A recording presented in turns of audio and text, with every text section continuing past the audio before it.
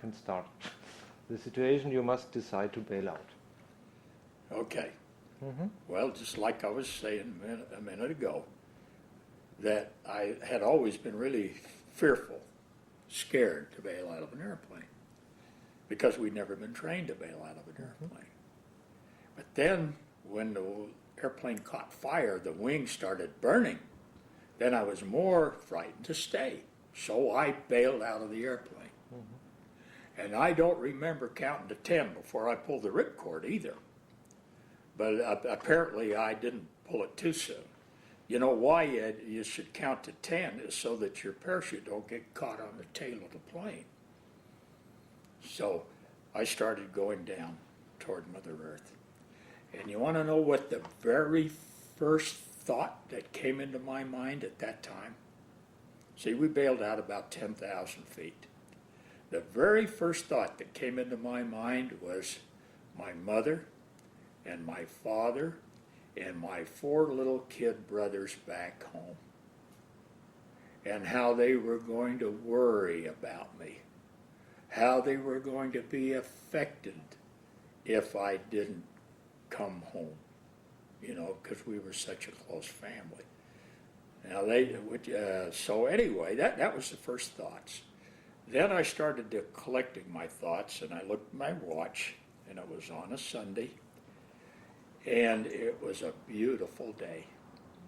And it was the countryside down there, and off in the distance was a small town. Running through this small town was a river, a peaceful river, and I could hear the church bell chiming in this town. And as closer I started getting to the ground, I could see all these people running toward where I was going to go down. And it looked like I was going to hit a farmhouse roof, you know, with a roof, red roof, like the red roof in, like that, you know. And it looked like I was going to land right on it. And they never taught us how to guide parachutes or nothing.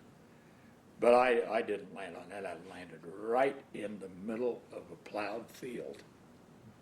And by the time I got there, I could even see the seagulls eating the worm, looking for the worms and stuff as I went down. And I could see them all coming, see? And so I thought, well, do I want to be a hero or not? And I decided, no, I'm not going to be a hero. And so I unbuckled my parachute and put my hands up in the air as high as I could get them, because I just didn't want them to shoot me. See, I had my .45 caliber pistol, you know, and maybe I could have taken a few with me or something, but no, I wanted to get home. Anyway, that was the circumstance. Then after I got the ground and they come there and everything, they made me gather up my parachute. And then they started marching me down to the town. And as I was going, marching toward the town with my parachute, I can remember them saying, "Recht, left." Is that right and left? Recht, left. You know, marching down there with them behind me, a couple of them with guns at my back, and marching down into that little town. When we got to that little town there, all of the rest of the crew was already there except the pilot and the co-pilot. They were not there. And there was a town square. You know, this is where there's the town hall, and there's a wall around it. And they had us standing up against a wall there, 8 of us. And as we were standing there against that wall, there were 2 other German soldiers with a machine gun on a tripod that were guarding us. In the wall behind us, we could see that there had been some executions there recently. There were bullet holes in the wall, and you could see where blood had run down that wall. And I think I was more frightened then than I was when I had to bail out, because I knew a little bit of German because of Dutch language, and some words are similar. And those 2 were arguing about whether or not they should execute us. Now that'd be pretty darn scary, you know? And then there was a German staff car that came into the courtyard there, and a German colonel, I think it was a colonel, I'm not sure what rank he was, but his left arm was missing. And he just really bawled out those two for having us there in the first place and having us there with that machine gun. And so then they took us into the jail there in this square, and we spent the night in the jail. And so that's what happened that very day that I was shot down and got to that point. And I can remember the first thing that they gave me to eat was a half a loaf of German black bread. Now, I understand that this German black bread even had some sawdust in it to make it have body. I guess that's true. And it tasted so awful to me. I just didn't like the taste of it.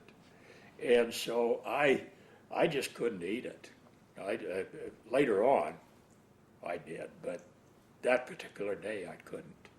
And what's the name of this town? I don't know. I don't know. I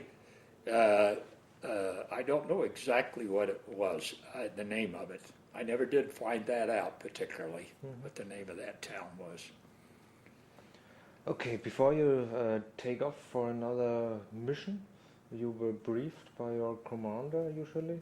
Not when you're a member of the crew, like the gunners and the engineer. The non-commissioned officers were not really briefed. Awesome. You knew where you were going, but they told us on the day of the mission, where we were going to go, but we were not briefed. The ones that were briefed were the pilot and the co-pilot and the navigator and the bombardier. They were always the commissioned officers on a B-17.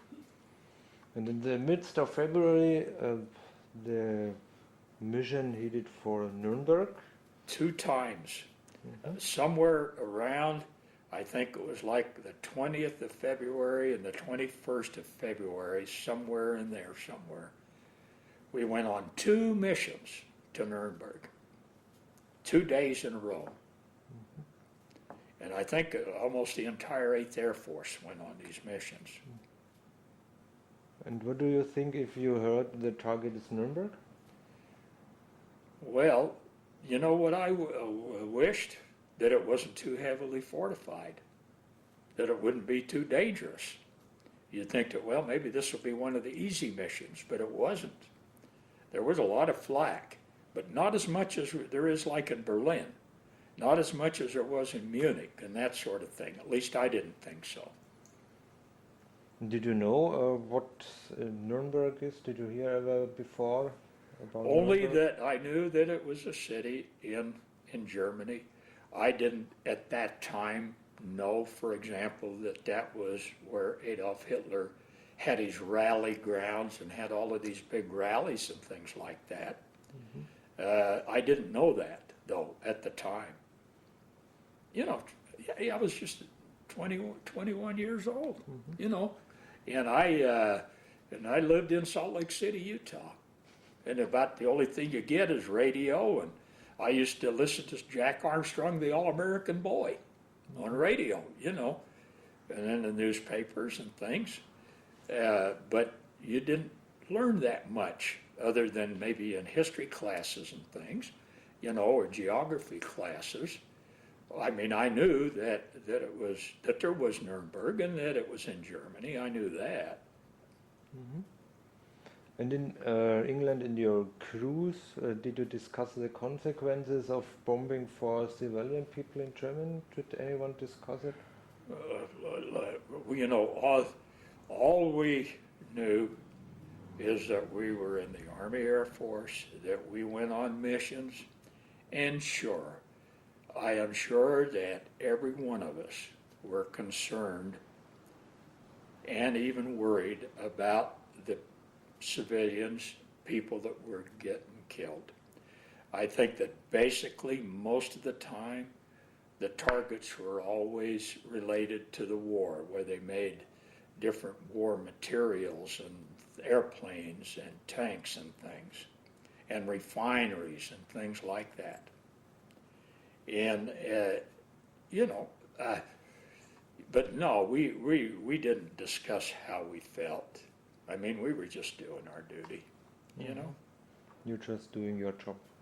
Yeah, you're just doing what we didn't really have a choice, kind of. Really, you didn't, unless you wanted to be a deserter and you didn't want to do that. You know Arthur Harris, the bomber commander of Britain? From the name of him? No, I don't. The bomber command of Britain said 1944, now we have to destroy cities which had already been destroyed. Nuremberg at February 1945 was already a destroyed city. You see Was it basically already destroyed, huh? Yeah, well,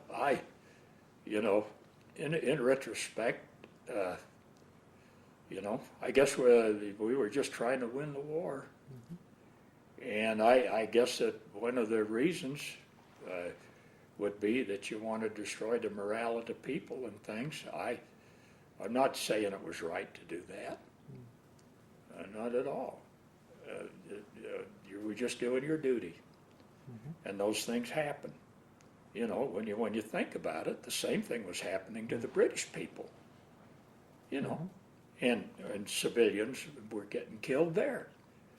The same way in all of the other places, in Poland and everywhere. War is a terrible thing. It really is a terrible thing. But sometimes you feel like it's necessary to protect your freedom.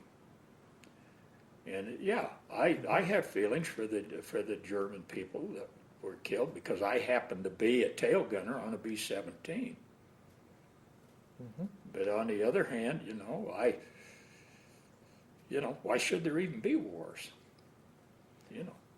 These two missions in Nuremberg in the midst of February, what number of mission was it for you? Well, that would have been like the 23rd and the 24th mission for me personally. Not our crew, just for me personally. And then on the 25th of February, our target was Munich, Germany. And I guess we were doing the same thing, trying to destroy the city. Your missions depended heavily on the weather? It was cloudy yes. Or yes. Do you remember the weather in the midst of February 1945? Well, there was one mission, and I don't know what the target was.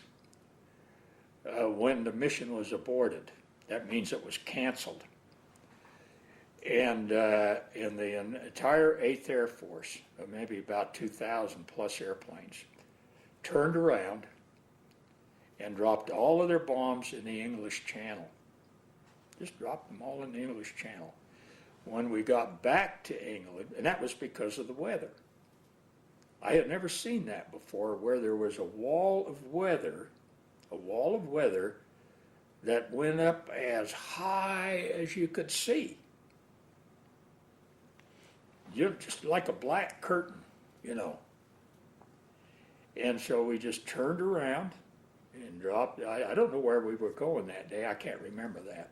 But I remember that England, the island of England, was all fogged in so that nobody could see anything. And there was no radar like today, like airplanes have radar. And so we were just trying to find a place to land. And so we were flying at treetop level, and we almost hit a church steeple and ended up at a fighter base 90 miles north of our normal base. And there were over 100 airplanes that day that crashed into each other or crashed into objects and things like that. So, when we think about it, that's pretty scary. Be flying around blind. But, yeah, the weather would have an effect very often on missions. I don't know how they affected the Nuremberg raids. Obviously, it didn't affect it because they were done, completed. If you come back from these Nuremberg raids, you thought that the mission was successful? Well, we didn't know. I mean, we non-commissioned officers, we didn't know. I'm sure that they had debriefing with the officers and that they take photos and all of that. And I'm sure that that probably was successful, but I don't know that. I can't state that. Okay, if you must, or if you had to go to a mission, what happened at that day? You stand up early in the morning? Yeah, you get up real early in the morning, 3 or 4 o'clock in the morning, and you go have breakfast. The night before, you know whether or not you're going on a mission. You go to a bulletin board and you see your name, and you know that you're going, and then you go have breakfast. You get up early the next morning, and you have breakfast, and you get all ready, and things like that. You get in a truck that takes you to the flight line, and you get to your airplane, and you get in the airplane, and you just prepare, and usually they'll start very, very early in the morning, sometimes when it's still dark, and you start taking off. And the thing that always, or sometimes when I would not go on a mission, what always impressed me is the drone of all of these B-17s flying over England there to get into formation. They'd always be in formation before they would leave and head off against the English Channel. And the first part of that was always pretty easy. And still you started getting to the coast, and then you'd start seeing flag once in a while. And how long did you need from England to the German border? Oh, I don't know how long. 3 hours? I don't know. I don't know that. I know that the missions sometimes would be 10 hours, 12 hours long, you know, going and coming back. And during your flight in the airplane, how was the atmosphere? Quiet, nervous, fear? Okay. Well, to begin with, you're by yourself. See, I'm in the tail, all by myself. The other gunners and the others are all in position. The pilot and the co-pilot, and they're all in their position. One of the things that we never did is communicate with each other for things that were not important, small talk. On the intercom, we would not talk to each other, things like that. Obviously, you would be nervous. You would be scared because you just don't know what's going to happen. But see, you're brave enough. Your bravery overshadows any fear or nervousness that you have. There's a tense atmosphere. You know, you're going into danger. You're going into some place where it may cost you your life. And so, yeah, you're not going to be calm and say, I'm brave, you know, and all that. There's some of them that claim that they are, and I guess there are some people on this earth where it wouldn't affect them. But yeah, it affected me. Okay, come to this point, you were shot down. Yeah. And you must walk through the city, or through the destroyed city of Nuremberg. Do you remember this? Well, we went as nearly as I can recall. You know, after all, that happened 60 years ago. But as nearly as I can recall, we spent the night in this town where we were originally captured. And we were put on a train. Just a regular train with German guards. There were the 8 of us. And we was on this train heading towards Wetzlar, I think it was. And while we were on the train, it had to stop 2 times because there was an air raid. And so everybody would get off the train, all the German passengers, everybody would all get off the train and scatter off into the woods and off the side of the road. And then they, when it was all clear, they'd all get back on the train and it would go a while longer. This happened 2 times. Then we got to the outskirts of Nuremberg, the outer part of the city. You know what was interesting to me about Nuremberg is the part of Nuremberg that was destroyed was the inner city. And the suburbs around Nuremberg were pretty much intact. They're still there. You know, they were not destroyed. And because that whole inner city, the rail station, all that was all destroyed, we got off of the train and had to walk right through the heart of Nuremberg to the other side to get on another train to take us on to Frankfurt, I think it was. That was the next place we would go to. And that was really an eye-opener to me on what we had done, because that whole inner city literally was destroyed. There was nothing standing. The only thing I can remember that was standing was a wall of a building, a brick wall, that had a Coca-Cola sign on it. And that made me homesick. You know, a Coca-Cola sign. You know, that's something that was real popular in America, Coca-Colas. And I can remember that. I remember that the people of Nuremberg, the citizens of Nuremberg that saw us, were really mad at us. They were throwing rocks at us. Once in a while they would spit at us. And if it wasn't for the guards, you know, that were escorting us to keep them away, heaven only knows what might have happened. And I can understand why they felt that way. You know, because I would say that probably everybody that lived in Nuremberg probably had a family member that was killed or something, you know. And there was things still smoldering even, you know, where the was still burning a little bit and things like that. And you know, when you think about that, you know, you feel really bad about it, you know. But there was nothing you could really do. It was just a very eye-opener to me of what devastation can happen in wartime. Did you discuss this with your comrades? Oh, we may have, but I don't remember. I don't remember the discussions. You know, we were just wanted to survive. You know, we just wanted to survive this thing and be able to get home, and just hoped and prayed that we would. What did you see in the inner circle, inner city of Nuremberg? You see a lot of ruins. What else? Ruins, just ruins. You know what really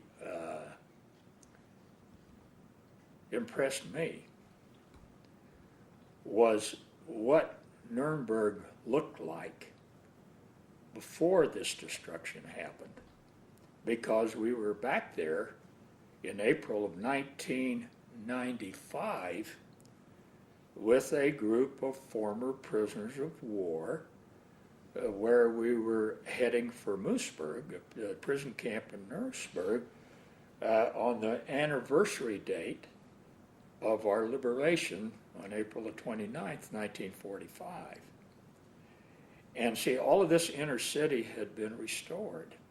And they had large murals there in this town square here, the center of the city, on what it looked like after the destruction and what it looked like after it was restored. And this cathedral, this beautiful cathedral, where I was interviewed by a newspaper reporter in Nuremberg. And I told him this story. about going across the city there. And you know, when you think about it in retrospect, that I really felt sorry for what had happened, you know, and I didn't blame them for throwing rocks at us either. I'd have maybe done a lot more if it had been me, you know. You said that was an eye-opener when you had to march through Of this course route? it was. Of course it was. You know, because when you're up there at 20,000 feet up in the air in an airplane, all you do is just see the bombs fall. That's all you know. And then you go back to England and you have a nice supper and all of that sort of thing. And you don't really get the horrors of that thing like you do, like if you were in the Army on the ground, where you were having hand-to-hand combat, things like that. Being in the Air Force was really an easy life if you didn't get shot down. Mm-hmm. And what's the consequence for you? Is consequence never war again, or? Well, you know, what control do you have over it? You just know that war is terrible. It would be a lot better if there were no wars. That's all I can say. Mm-hmm. Okay, you stay maybe 2 or 3 weeks in the Stalag 13 nearby Nuremberg? Yeah, I think in Nuremberg, yes. Mm-hmm. We were in the prison camp there at Nuremberg. We actually went to where the site was, where this prison camp was, and now what's there are large, tall buildings. Mm-hmm. Tall buildings, apartments, and things mm-hmm. like that. One thing that I can remember too is that we were in that prison camp when the American Army went in and blew up that large swastika that was up on that rally ground. So there was a big, large swastika there, you know, on the tall platform where Adolf Hitler was cheering on his troops and things. And in fact, we even took some pictures when we were there in 1995, right there on that very same spot. But back to 1945. Okay, how was the treatment for the war prisoners in this camp? In my perspective, personal perspective, they treated us well. I didn't feel that they treated the Russian prisoners very well. The Russian prisoners were forced to work. They would come, you know, past our compound going off to work. Their clothes were very tattered. In American language, they were in rags. Where we all had good clothes, we were given good, new, clean clothing and things like that. We were treated very well because the flyers that were captured during the war in Germany were basically incarcerated by the Luftwaffe. And I guess the Luftwaffe had respect for flyers, for other flyers like them. And so as far as I'm concerned, every rule of the Geneva Convention and everything was very well done. I mean, respected. I am sure that we were probably given just as much food as the Germans had then. And if it hadn't been for some Red Cross parcels that we got once in a while that were brought to the prison camps, then we would, you know. So I feel like I fared pretty well in that 63 days.